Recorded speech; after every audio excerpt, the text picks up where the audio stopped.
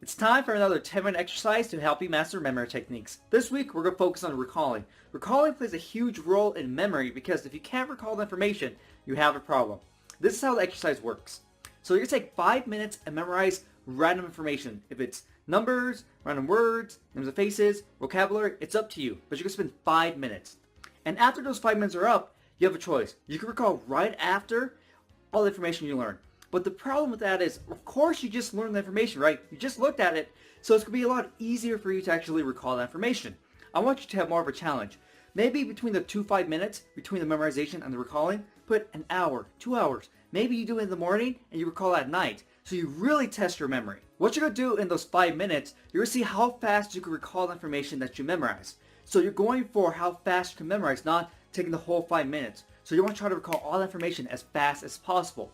Now, the reason you're doing this is because you don't want to take, 30 minutes to recall all the information you learned. No, you want to be able to recall it as quickly as possible because if you're taking a test of some sort, you don't have all the time in the world to remember everything for that test, right? You have to be able to answer the question and move on because if you spend so much time on one question, what happens? You don't even have a chance to look at those 10 other questions, and that's a huge hit to your score. Now, if you really want a challenge with this exercise, I recommend one day just memorizing for 10 minutes random information, words, numbers.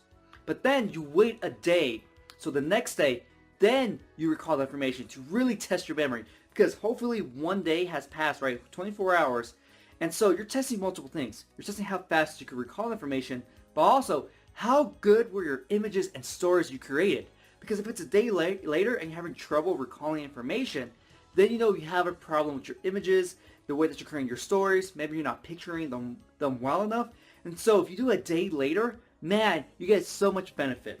So it's up to you if you want to do it on one day or if you want to spread it across 2 days. It's totally up to you. But the point is you're trying to test your recall, how fast you can recall information. There are times when you need to recall information right away, like when you meet people and you have to recall their names, right?